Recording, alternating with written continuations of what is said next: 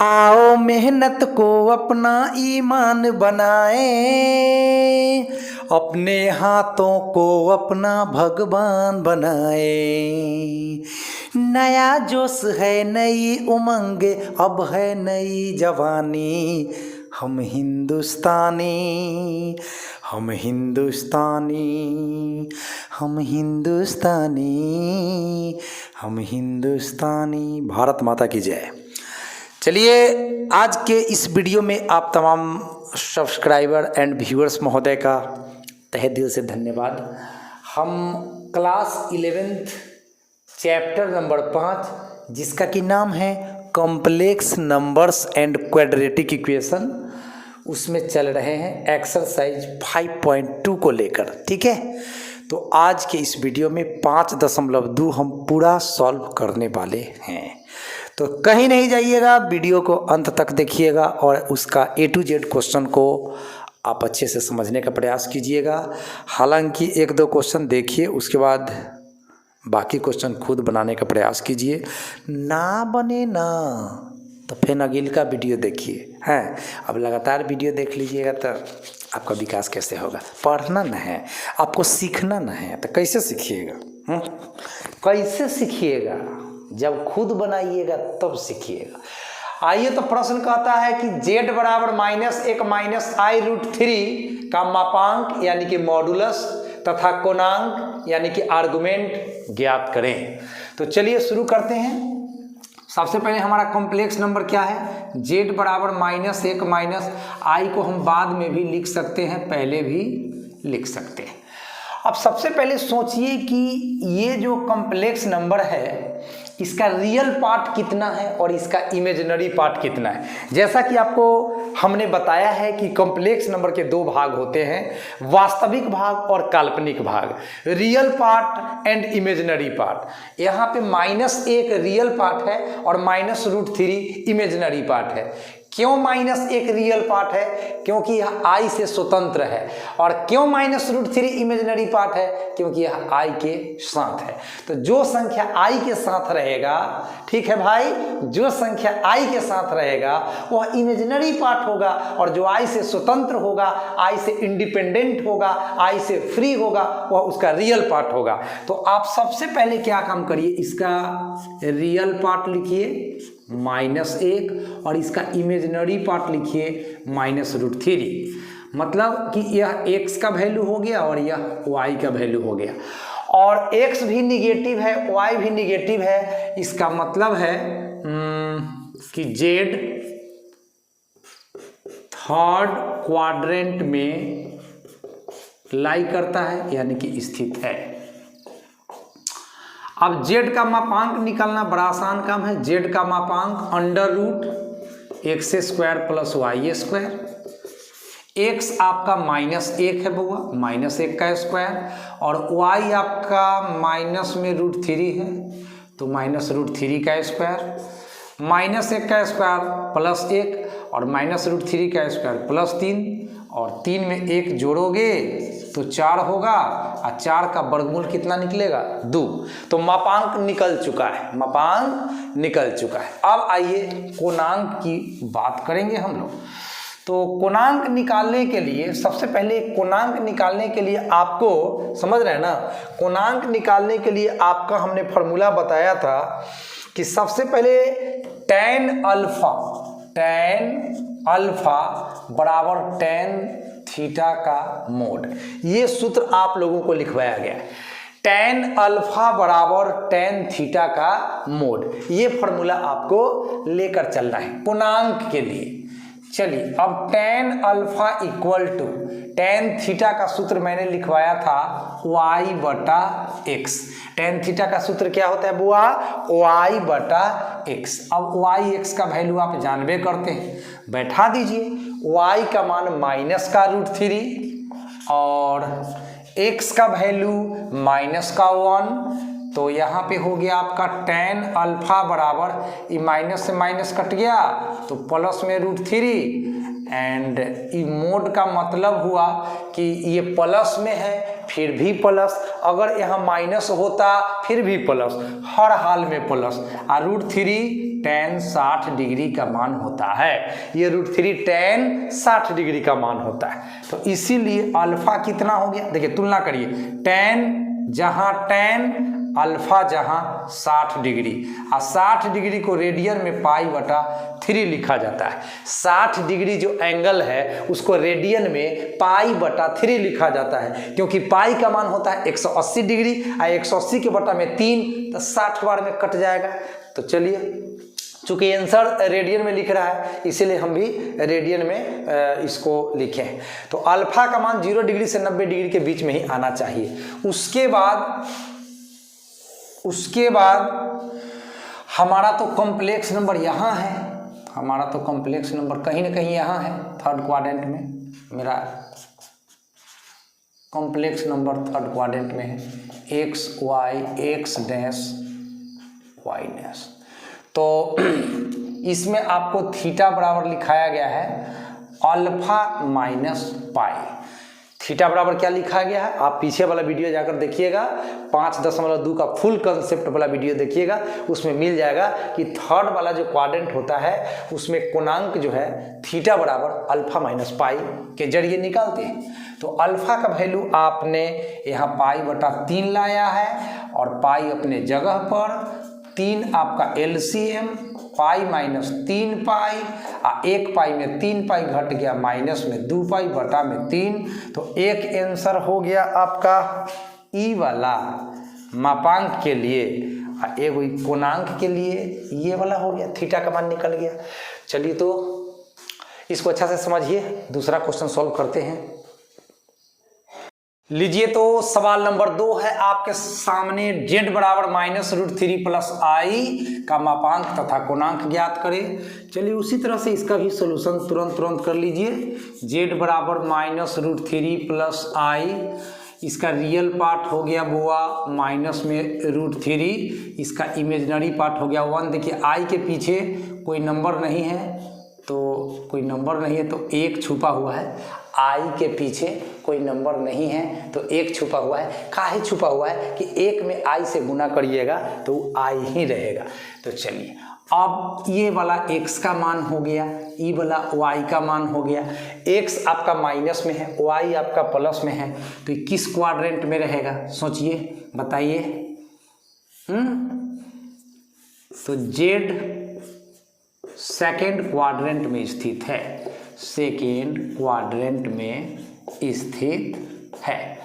अब इसका मापांक निकाल दीजिए। z का मापांक पढ़े हैं √x² जोड़ y²। आपका x कितना है, माइनस में √3 इसका स्क्वायर, प्लस आपका y कितना है 1, तो 1 का स्क्वायर, अब माइनस √3 का स्क्वायर प्लस 3, 1 का स्क्वायर 1, जोड़ दोगे तो 4, और 4 का वर्गमूल 2 हो गया। आंसर 2। इसका मापांक निकल गया है भैया जी। कोणांक निकालिए, यहाँ पर प्लस कर दीजिए अच्छा से। चलिए, अब मापांक तो हो गया, अब कोणांक निकालने के लिए हमें सूत्र लगाना है tan अल्फा बराबर tan थीटा का मोड, एंड tan थीटा का सूत्र है y/x, एंड y है आपका 1, एंड x है आपका -√3।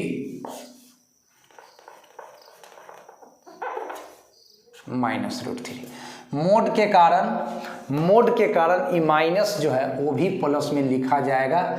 1/√3 tan 30 डिग्री का वैल्यू होता है। 1/√3 tan 30 डिग्री का वैल्यू होता है। तो जहाँ tan है वहाँ tan है, जहाँ अल्फा है वहाँ 30 डिग्री। इस तरह से अल्फा का वैल्यू 30 डिग्री, और 30 डिग्री को हम लिख सकते हैं π/6। π/6 दिमाग में कर लो फिक्स। हंसते रहो, खेलते रहो, मज़ा लेते रहो और पढ़ते रहो। पढ़ाई तो एकदम सीरियसली करिए, है ना, उसमें मजाक उजाक नहीं करिएगा। तो इतना तकलीफ में पढ़िएगा ना जब कोई हिसाब बारी नहीं है ना। दिन में जो तरेगन कहता है ना से गिना जाएगा, ना तो ठीक से पढ़ लीजिए। ये बात एकदम कह देते हैं, कहीं बांध के रख दीजिएगा गाठ। हाँ, पढ़ाई से मजाक नहीं, खिलवाड़ नहीं, बढ़िया से पढ़िए। अल्फा का वैल्यू आ गया 30 डिग्री। 30 डिग्री को क्या लिख सकते हैं बॉस, π/6, ठीक है, क्योंकि पाई का मान 180 होता है, 180 के बटा में 6 जाएगा तो 6 18 कर जाएगा 30 बार में। तो अल्फा का मान जो आएगा वो 0 डिग्री या 90 डिग्री के बीच में आना चाहिए, तो आ ही रहा है 30 डिग्री। अब क्वाड्रेंट के हिसाब से चलिए क्वाड्रेंट के हिसाब से अल्फा तो आपका π/6 आ गया। जेड सेकेंड क्वाड्रेंट में स्थित है, तो देखिए कोणांक के लिए सूत्र याद रखिए भैया, थीटा बराबर अल्फा, थीटा बराबर माइनस अल्फा, थीटा बराबर pi minus alpha, alpha minus pi. अपना क्वाड्रेंट के हिसाब से एडजस्ट करते रहिएगा, x y, x dash and y dash. तो अभी तो सेकेंड क्वाड्रेंट की बात हो रही है प्यारे बच्चों। जेड सेकेंड क्वाड्रेंट में स्थित है क्योंकि एक्स निगेटिव है और वाई पॉजिटिव है, x negative y positive, this means your complex number lies in quadrant 2, second quadrant. That's why theta is equal to pi minus alpha, and pi, alpha is pi upon 6. Then 6 is LCM, hence 6 pi minus pi, this gives 5 pi upon 6. This is the second answer and this is the first answer. तो उम्मीद करता हूँ कि ये सवाल भी आपको अच्छे से समझ आ गया होगा। 3 नंबर सवाल लेकर आ रहे हैं, अच्छे से पढ़ते रहें, समझते रहें। लीजिए तो सवाल नंबर 3 है आपके सामने, 1 - को ध्रुवीय रूप, जिसको अंग्रेजी में कहते हैं प्यारे बच्चों पोलर फॉर्म में रूपांतरित करें। मतलब इस कॉम्प्लेक्स नंबर को हमें पोलर फॉर्म, इसको ट्रिगोनोमेट्रिक फॉर्म भी कहा जाता है, त्रिकोणमितीय रूप में हम लोग इसको व्यक्त करेंगे, रूपांतरित करेंगे, ट्रांसफॉर्म करेंगे, चेंज करेंगे, कन्वर्ट करेंगे, जो बोलना है सो बोलिए। तो कॉम्प्लेक्स नंबर को प्यारे बच्चों हम लोग जेड से सूचित करते हैं, तो हमारा जेड कितना हो गया 1 - i हो गया। अब इसका रियल पार्ट कितना है, तो 1 है रियल पार्ट, और आई के पीछे -1 है, तो ये इमेजिनरी पार्ट हो गया। तो हमारा एक्स का वैल्यू हो गया +1 और वाई का वैल्यू हो गया -1। अब प्लस के बाद माइनस, अब एक्स आपका प्लस है और वाई आपका माइनस है। तो देखिए आप लोग नियामक ज्यामिति में पढ़ते हैं, प्लस प्लस प्रथम पाद, माइनस प्लस द्वितीय पाद, डबल माइनस तृतीय पाद, एंड प्लस के बाद माइनस, तो ये फोर्थ क्वाड्रेंट हो जाता है। तो सबसे पहले आपको ये जानना जरूरी है कि आपका कॉम्प्लेक्स नंबर है कहाँ। जैसे आप भारत के हो या पाकिस्तान के हो या न्यूजीलैंड के हो, कहाँ की नागरिकता है आपके पास, ये तो आपको जानना ही होगा, और इसकी तो जरूरत पड़ेगी आपको। तो उसी तरह से कॉम्प्लेक्स नंबर भैया है कहाँ, किस क्वाड्रेंट में है या किस अक्ष पर है, ये आपको जानना पड़ेगा। तो आपको देखिए x प्लस में है, y माइनस में है, तो x प्लस में y माइनस में है, तो ये आपका कौन सा क्वाड्रेंट है, वैशाली जिला। अरे भैया ये फोर्थ क्वाड्रेंट है ना। चलिए प्लस के बाद माइनस फोर्थ क्वाड्रेंट होता है। तो पहले तो इसका मोड निकालिए, जिसको हम r से सूचित करते हैं, और इसका मोड का फॉर्मूला होता है बउआ रे x² + y² का अंडर रूट। x कितना है +1 एंड y कितना है -1, तो 1 का स्क्वायर 1, -1 का स्क्वायर भी +1, 1 + 1 √2। चलिए ये तो बाहरी दुनिया की बात हो गई, जो कि 10वां 9वां से ही आप जान रहे हैं। तो मापांक तो निकल गया, अब निकलना चाहिए इसका कोणांक। तो कोणांक निकालने के लिए हम क्या करेंगे, tan अल्फा बराबर tan थीटा का मोड, ये सूत्र लगाएंगे। tan थीटा का सूत्र y/x होता है बुआ।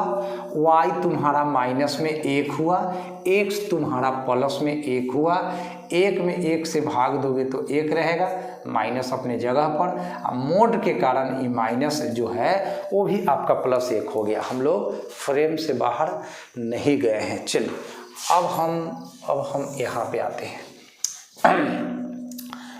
tan अल्फा 1 आया, तो क्या मैं लिख सकता हूँ tan alpha equal to tan 45 degree, लिख ही सकता हूँ, क्योंकि tan 45 डिग्री का वैल्यू 1 हो जाता है ना।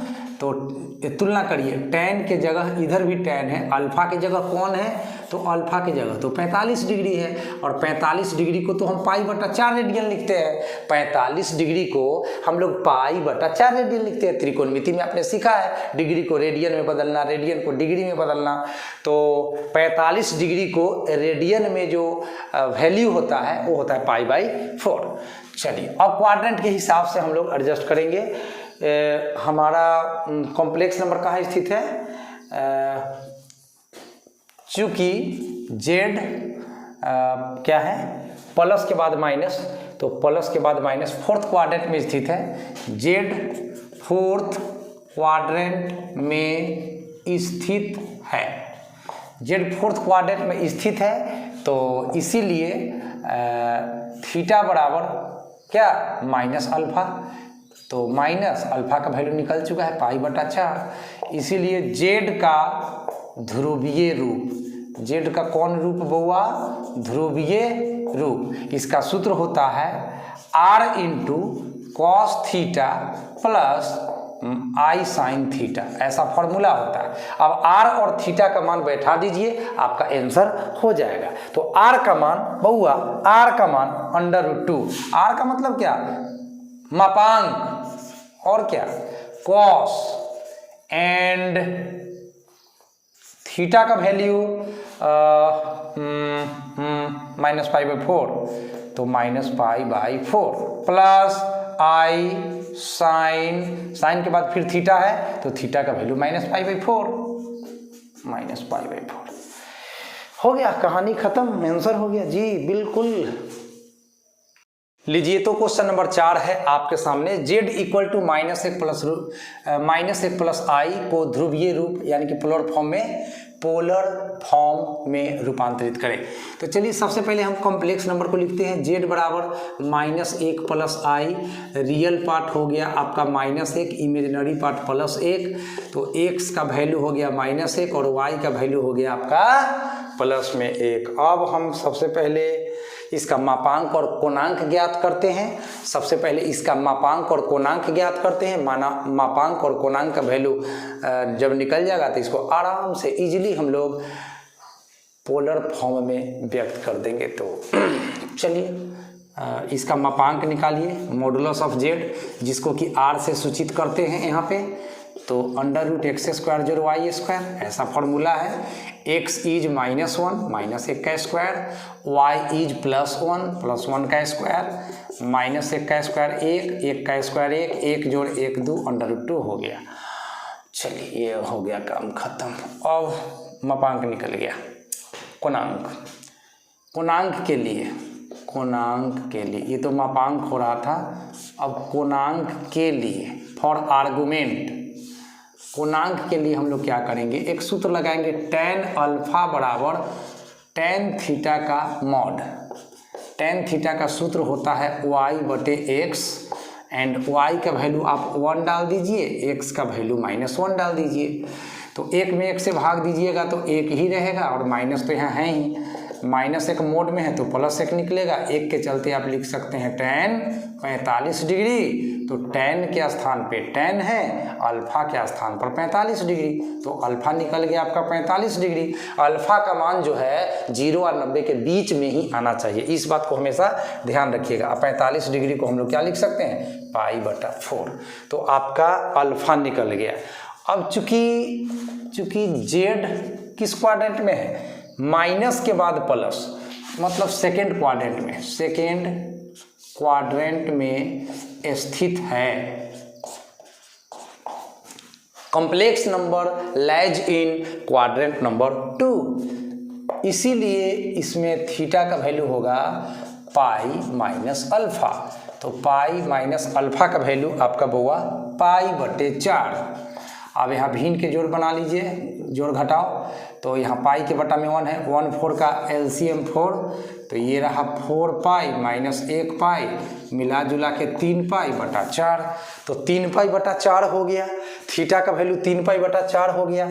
अब लिखिए z का पोलर फॉर्म, जेड का पोलर फॉर्म यानी कि जेड का ध्रुवीय रूप। तो इसके लिए फॉर्मूला है r into cos theta plus i sine theta. r का वैल्यू बउआ जी, r का वैल्यू √2, तो यहाँ पे √2 कॉस एंड थीटा का value 3π/4 plus i sine and theta का वैल्यू 3π/4।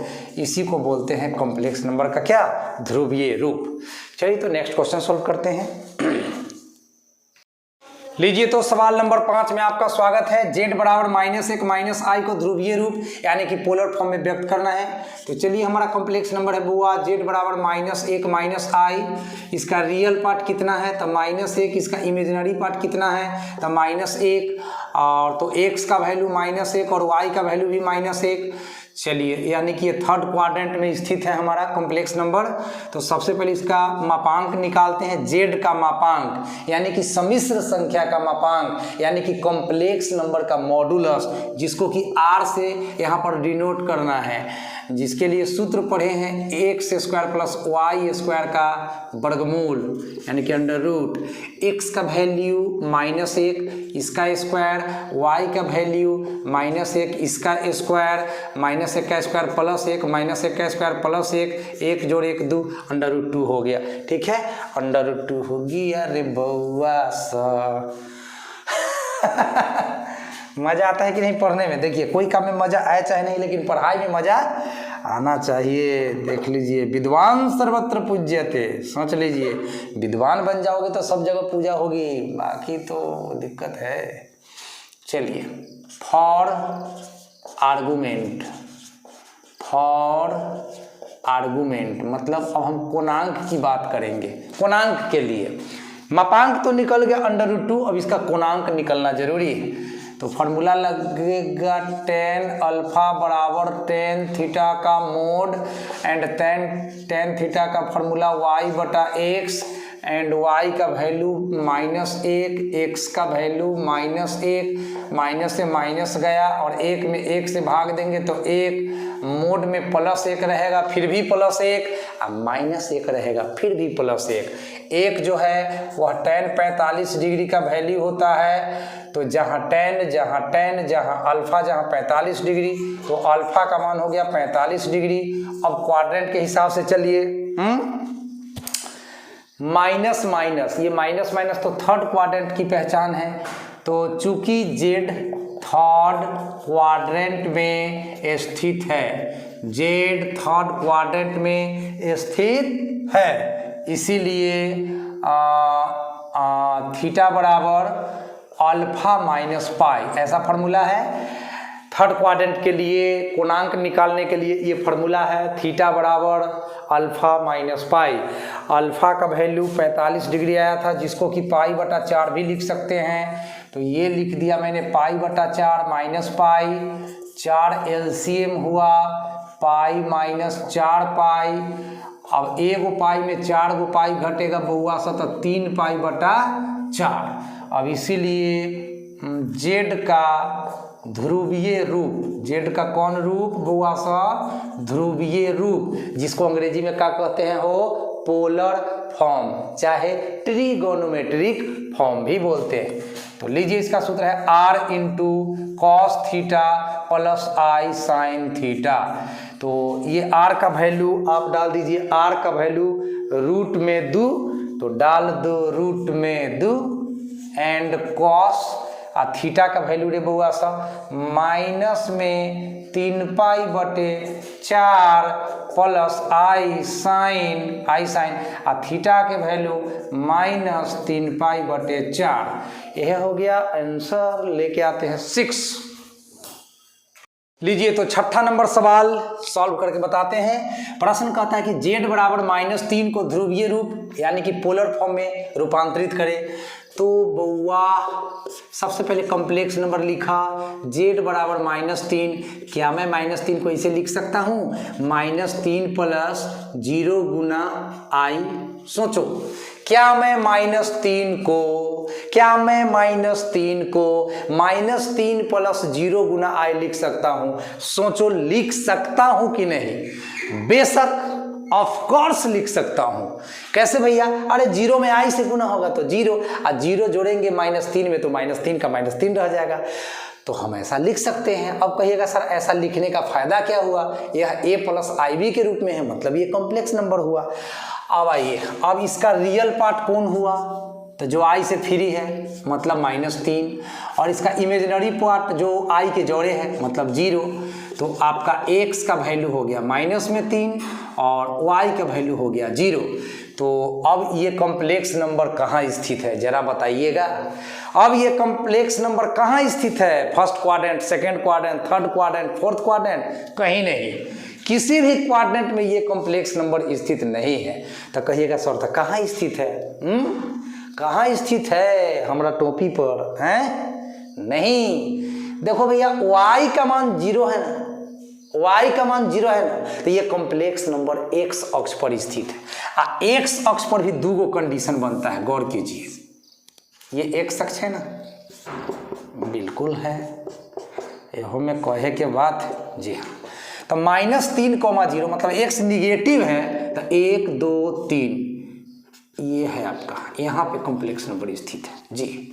ये मूल बिंदु है, ये +1 है, ये +2 है, ये +3 है। तो आपका जो कॉम्प्लेक्स नंबर है बउआ वो स्थित है x अक्ष पर, वो तक कहाँ? मूल बिंदु से 3 यूनिट बाईं तरफ। चलिए, अब इसको पोलर फॉर्म में ज्ञात करना है, तब मापांक और कोणांक तो निकालना पड़ेगा ही। तो चलिए सबसे पहले इसका मापांक निकालते हैं, जिसको r से सूचित करते हैं। रूट में x² जोड़ y²। तो x कितना है बउआ सा? -3²। y कितना है बउआ सा? 0, तो 0 का स्क्वायर। -3 का स्क्वायर 9, 0 का स्क्वायर 0, 9 में 0 जोड़ेंगे 9, 9 का वर्गमूल 3, 9 का वर्गमूल 3। Square root of 9 is equal to 3।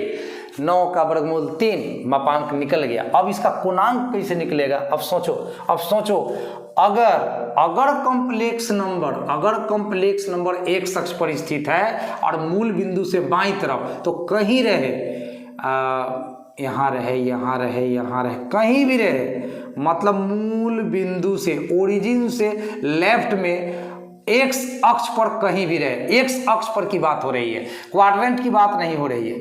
मूल बिंदु से बाईं तरफ इस लाइन पर कहीं भी कॉम्प्लेक्स नंबर स्थित है, तो उसका जो एंगल है वो 180 डिग्री बनता है। तो प्रश्न से डायरेक्ट लिखिए, प्रश्न से थीटा बराबर पाई 180 डिग्री। अब मापांक और कोणांक तो निकल गया, तो z का पोलर फॉर्म भी लिखिए दीजिए। z का पोलर फॉर्म बराबर r into cos theta plus i sine theta. r का वैल्यू प्यारे बच्चों, r का value 3 and cos and theta का वैल्यू हुआ पाई, तो pi plus i sine theta का वैल्यू पाई। यही हो गया आपका आंसर। चलिए तो 7 नंबर सवाल सॉल्व करते हैं। चलिए सवाल नंबर 7 है आपके सामने। z बराबर √3 प्लस i को ध्रुवीय रूप में रूपांतरित करें। तो हमारा कॉम्प्लेक्स नंबर है √3 प्लस i। इसका रियल पार्ट है बउआ √3, इमेजिनरी पार्ट है 1 है i के पीछे छुपा हुआ। तो x का वैल्यू हो गया √3 और y का वैल्यू हो गया 1। अब इसका जब ध्रुवीय रूप में भेजना है तो इसका मापांक निकालना पड़ेगा, इसका कोणांक निकालना पड़ेगा। तो चलिए सबसे पहले मापांक निकालता हूँ। तो z का मापांक को r से सूचित करते हैं, जो कि होता है √x² प्लस y²। तुम्हारा x कितना है? √3, उसका स्क्वायर। तुम्हारा y कितना है? 1, तो 1 का स्क्वायर। √3 का स्क्वायर 3, 1 का स्क्वायर 1, 3 जोड़ 1 4, 4 का वर्गमूल 2। इस तरह से आपका r निकल गया, मापांक निकल गया, जो समझो। अब कोणांक के लिए हम लोग अब मेहनत करेंगे बुआ, है ना। मापांक और कोणांक निकालने आ गया ना, तो तो 5.2 एक्सरसाइज खत्म हो गया। सब सवाल बनाने की ज़रूरत नहीं है, कॉन्फिडेंस के साथ 1-2 क्वेश्चन बना लो, कहानी खत्म हो गया कॉन्फिडेंस के साथ। हाँ, नहीं तो ऐसा सब बना लो भैया, किताब में दिया है तो बनाने में क्या जाता है, एक्सपीरियंस हो जाएगा। जान के खोखते हैं, खोखी उखी ना भेले, है ना।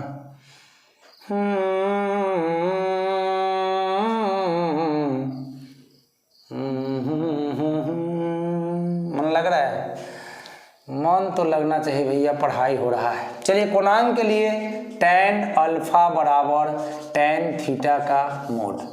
अब tan थीटा का सूत्र है भैया y/x एंड y का वैल्यू बउआ सा 1 आ x का वैल्यू √3, प्लस में है तैयो प्लस और माइनस में है तैयो प्लस, रूट के मोड के कारण। 1/√3 tan 30 डिग्री का वैल्यू होता है, तो tan के स्थान पर tan, तो अल्फा के स्थान पर कितना 30 डिग्री। 30 डिग्री को रेडियन में कथी, पाई/वाट, पाई/वाट 6, 180/6, 18 30 बार में कर जाएगा। तो यहाँ तक आप आ गए। अब क्वाड्रेंट की बात करिए, x भी पॉजिटिव y भी पॉजिटिव एंड प्लस प्लस का मतलब तो जानते हैं आप लोग, प्लस कॉमा प्लस। ये तो फर्स्ट क्वाड्रेंट है भैया, ये तो फर्स्ट क्वाड्रेंट है। तो चूंकि z फर्स्ट क्वाड्रेंट में स्थित है, z आपका फर्स्ट क्वाड्रेंट में स्थित है, z lies in quadrant number first, so theta equal to alpha, theta equal to alpha and alpha is what, पाई/6। इसीलिए z का पोलर फॉर्म, z का कौन फॉर्म हुआ, polar form, r into cos theta plus i sine theta. r का value कितना हुआ, r का वैल्यू 2 कॉस एंड थीटा का वैल्यू व्हाट, पाई/6 प्लस i साइन थीटा का वैल्यू व्हाट, पाई/6। आंसर हो गया। तो लास्ट क्वेश्चन बना देते हैं। चलिए, तो लास्ट क्वेश्चन है एक्सरसाइज 5.2 का। इसी प्रश्न के साथ खत्म हो जाएगा आपका एक्सरसाइज। तो देख लीजिए, इंपॉर्टेंट क्वेश्चन है। कॉम्प्लेक्स नंबर दिया है z बराबर i, i को का लिख सकते हैं भाई, i को का लिख सकते हैं भाई, तो मैं कह रहा हूं 0 + 1 गुना i। अब जरा सोच के बताओ, 0 + 1 गुना i लिख सकते हैं क्या? अरे i में 1 से गुना होगा तो i, और i में 0 जोड़ेंगे तो फिर से आपका i ही रहेगा, है ना। तो लिख सकते हैं। तो यहाँ पे रियल पार्ट हो गया 0 और इमेजिनरी पार्ट हो गया 1। अब x का वैल्यू हो गया 0, y का वैल्यू हो गया 1। अब ये कॉम्प्लेक्स नंबर कहाँ स्थित है, बताओ बताओ कहाँ स्थित है। x का मान 0, y का मान 1। नियामक ज्यामिति, कोऑर्डिनेट ज्योमेट्री में पढ़ाया गया होगा आप लोगों को कि y अक्ष पर स्थित बिंदु का x नियामक 0 होता है। y अक्ष पर, ई वाला y अक्ष है, y अक्ष पर स्थित बिंदु का x नियामक 0 होता है। तो कहीं ना कहीं आपका कॉम्प्लेक्स नंबर यहीं पे स्थित है। चलिए, ये मूल बिंदु है 0,0। सबसे पहले इसका हम मापांक निकालते हैं। सबसे पहले क्या निकालते हैं बुआ, z का मापांक, जिसको कि r से भी सूचित करते हैं, √x² + y²। x is what, 0, तो 0 का स्क्वायर। y इज व्हाट, 1 का स्क्वायर। 0 का स्क्वायर 0, 1 का स्क्वायर 1, 1 में 0 जोड़ेंगे 1 एंड 1 का वर्गमूल 1। तो r तो निकल गया आपका। अब क्या करोगे, मापांक तो निकल गया। कोणांक तो बहुत आसान है, कोणांक तो 90 डिग्री है इसका, हमने बताया हुआ है। मेरा थ्योरी क्लास जाकर देखिएगा पहले। अगर कॉम्प्लेक्स नंबर y अक्ष पर है, अब मूल बिंदु से ऊपर, सुनिएगा फिर से, अगर कॉम्प्लेक्स नंबर y अक्ष पर है मूल बिंदु से ऊपर, तो उसका कोणांक 90 डिग्री। अगर मूल बिंदु से नीचा, तो उसका कोणांक -90 डिग्री, यानी कि -π/2।